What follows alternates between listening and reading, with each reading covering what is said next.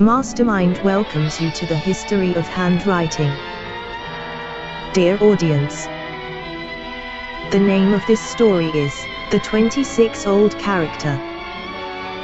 This is a story about a few things that happened while the world was learning how to write. This looks pretty serious. Little sister is really giving her all. And she has good reason to be serious. Because she thinks she is writing. Well, she is writing. Using one of the earliest forms of writing known to men to express something she has on her mind. Writing is an important art, and this little girl, and millions of small other children expect to be successful when they grow up. They have to learn to write clearly and rapidly. And this is the first step. Little sister is making a very hard job of it. Because this is hard work for her. It would be hard work for all of us that we have to think consciously, as little children do, of every move our hand and arm make as we write. Writing would be almost impossible if we had to think every time a muscle contracted or relaxed. Every time our hand changed direction for a curve, or to push or pull to form a letter. Just try it yourself, sometime in front of a mirror. Fortunately, it doesn't take long for any of us, with the help of our teachers, to learn to write rapidly, legibly and easily. We have learned how to make marks on paper that tell what we are thinking about. They tell others how we feel about them, transferring our thoughts without a spoken word. We can write notes on what we are doing that can be read many years from now. And we can use the magic of writing to send out thoughts to friends in any part of the world. Yet, each of us started out where children start, by drawing pictures. And these childish drawings are only a little different from the picture writing of many thousands of years ago. This ancient picture writing, scratched with a bit of flint on a piece of slate, tells of a battle with a mammoth. Picture writing did well enough for recording a simple fact, but it could never be used for a clear expression of a thought or an idea.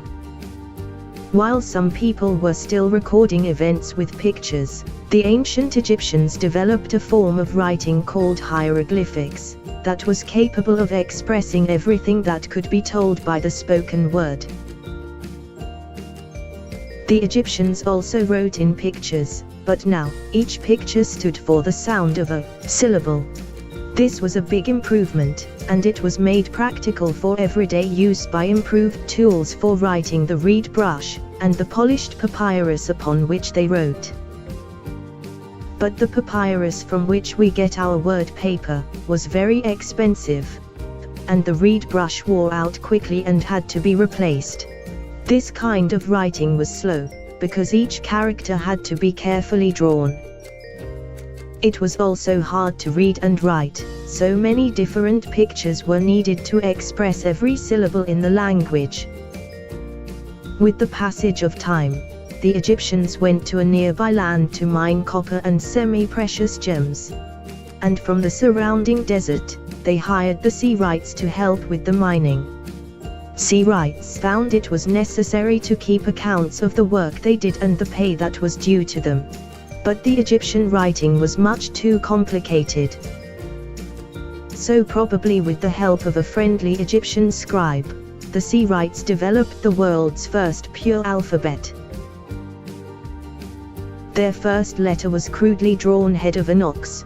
In their language the ox was called an owl, which we spell alf, and so this picture stood for the sound A.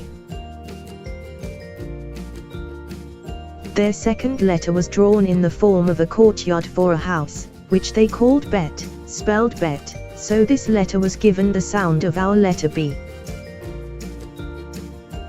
From the sea write names of these two letters alf and bet came our word alphabet.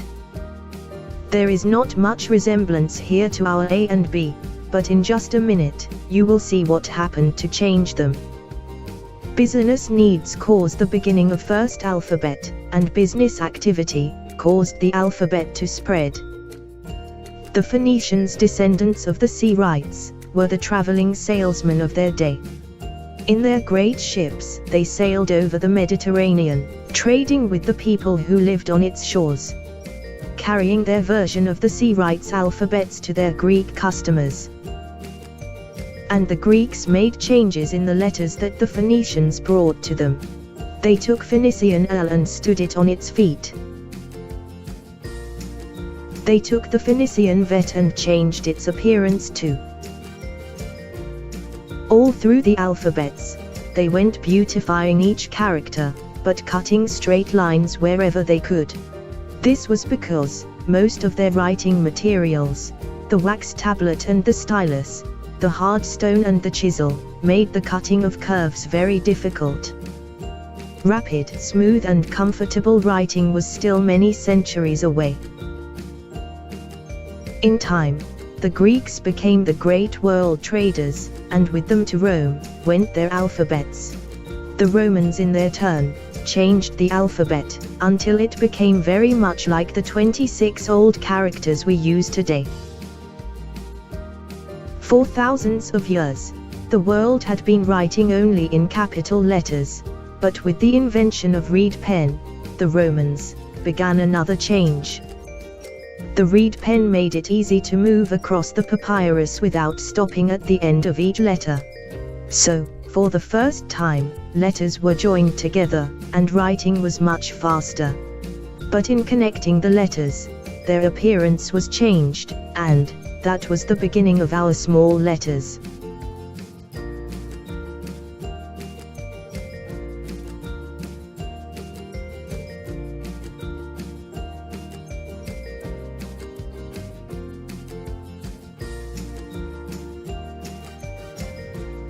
The next big change came in the Middle Ages, and again, the tool used in writing had an influence on the change. Manuscripts then were being written on calfskin, which was called vellum, from the same root that gave us the word feel, and the writing was done with quills, usually made from the wing feathers of geese. With these expensive and superior writing materials, handwriting became a fine art. But it was very slow, and these heavy fancy letters were also extremely hard to read, and though the quill pen was the best writing tool available, it wore out quickly and was easily broken. With the passage of more centuries, the affairs of the world demanded a more convenient writing tool, and more speed and legibility. Paper was now comparatively cheap, and gradually the quill was abandoned in favor of the new steel pen. Even before the American Revolution, steel pens were being made by hand in France, and this better writing tool began to have an effect on the kind of writing people use. Gradually, there came into use a new method of handwriting, an elaborate style with many flourishes and scrolls. This was faster and easy to read than the manuscript writing of the Middle Ages, but each letter still had to be carefully drawn. When people tried to make these fancy letters in a hurry, this is what happened. Writing tools were still far from perfect. For one thing, the ink used at that time quickly corroded the pen points. This led to the manufacture of gold pen points with very elegant holders. The gold points did corrode, but they were so expensive that most people kept on using steel pens. And in spite of all the years that had passed since the invention of writing, there was still the unsolved problem of convenience. And there is no time to lose, Mr. Jenkins. This issue is being snapped up by some of the biggest investors of the country.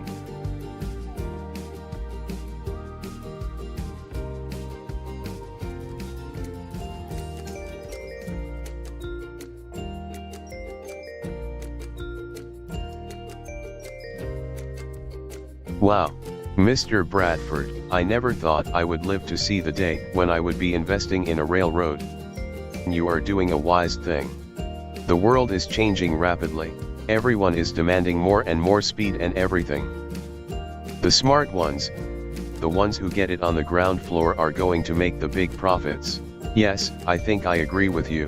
Oh, if you have something to sign, I will do it now. Excellent, Mr. Jenkins. You will never regret this.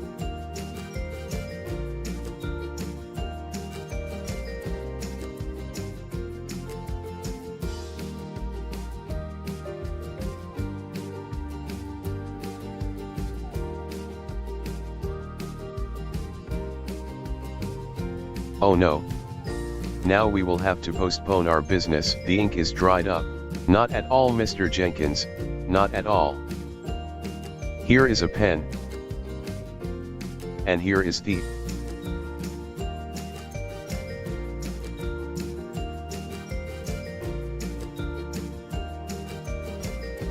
Here was the ink.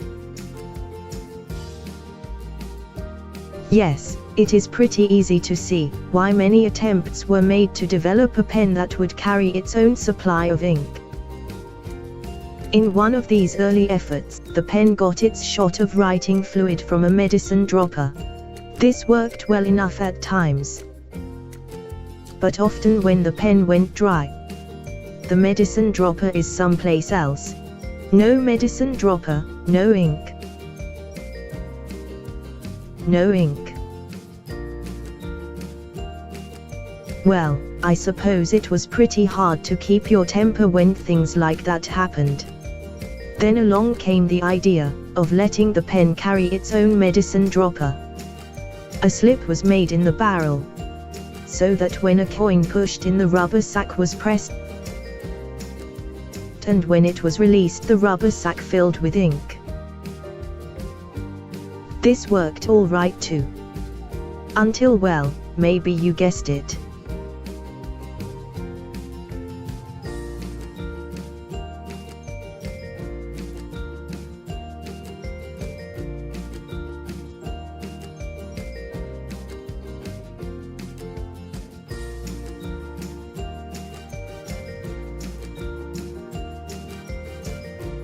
Even after thousands of years of writing progress, that's more or less the way things were.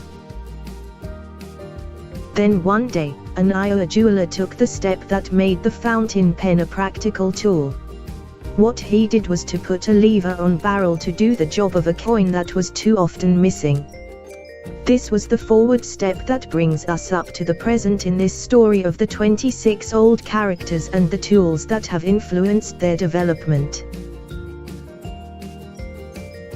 Today the fountain pen, like every other improved writing tool in history, is causing changes in the way we write, making it easier, faster and better. Add into the permanence of writing. Let's take a closer look at this tool that has resulted from so many centuries of progress.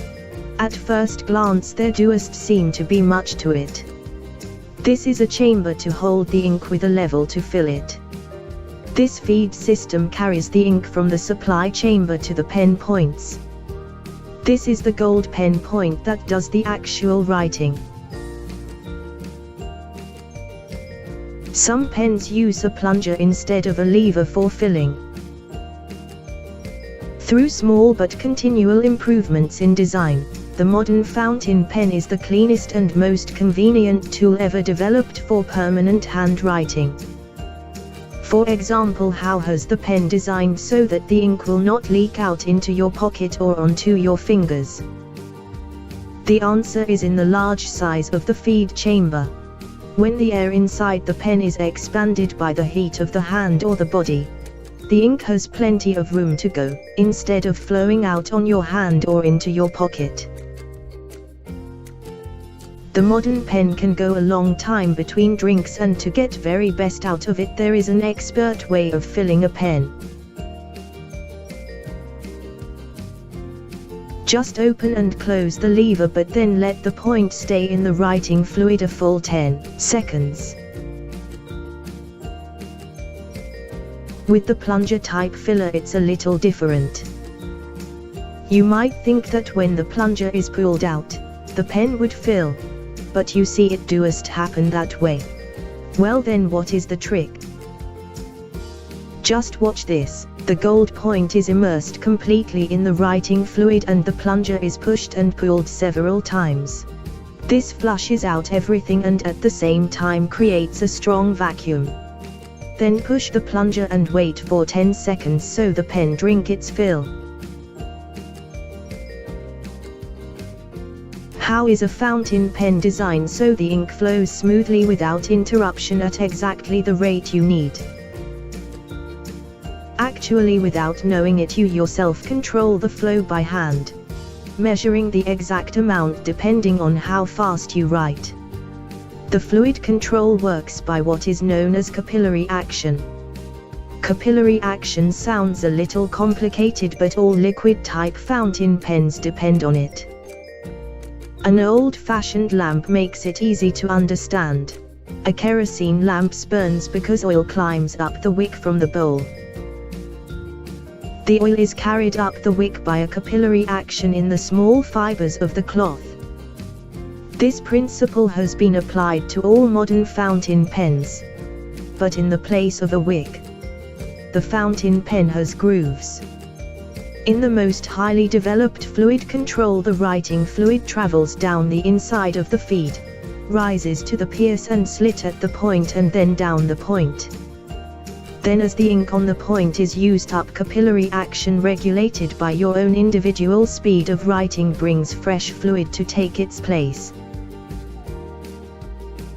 So no matter how fast you write, your fountain pen can keep up with you. In fact, the fastest handwriting in the world today is done with fountain pens. I believe here is the kind of employee we need here. But since I want to be absolutely sure, I ask him to come back again next week. Thanks a lot for sending him in. Regards and so forth. That's all for now, Ms. Simpson. Just as everyone in the world is different from everyone else, no two people in the world write exactly alike. No one else in the world writes the way you do. It is something that marks you as different. Even before your very special letter to that very special person is opened, that special person knows it is from you. Each person's handwriting is so individual that even strangers can tell who the writer is. Handwriting experts can identify people as easily as fingerprint experts do. Can identify people by their signatures alone. A bank clerk will cash a check because he recognizes the signature, although he may never seen the depositor. And perhaps your teacher has never met your father, but she knows his signature. Individual differences in handwriting make possible many of the activities upon which the world depends. And because writing is so important, people form opinion of you by the way you write. Even now, your handwriting is having its effect on you. For example, scribbled written words make it difficult for teachers to concentrate on what you have written, but if you write clearly, the writing doesn't have to be deciphered, and all of the teacher's attention can be given to your expression of what you have learned. Today, as throughout history, writing is influenced by the kind of writing tools used. For one thing, a good pen is important because it should be a lifetime investment. And if you find hard to write clearly and comfortably, it may be because the pen you have doesn't fit your writing style. So, if you will show your handwriting to a store that carries fine fountain pens, you can find out what point is best for you. A pen point can be found to suit your particular style of writing. The feel of a pen. is a result of the hand grinding and tempering of the long-wearing gold point itself, on the way it is shaped, from tip to heel. And just as there is a pen point for every writing style, there are pen points for different writing jobs.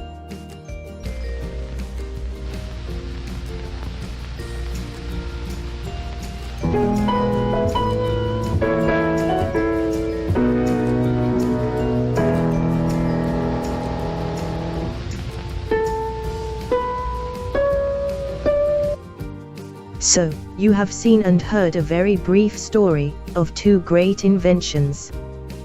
Our simple easy-to-use alphabets, and the tool that has played a big part in the use of these 26 old characters. 26 old characters. But even today, in some parts of the world, handwriting is still complicated. Here is a message for you, in Chinese. This is the way an Arab writes the same thing. While a Welshman writes it this way in Gaelic.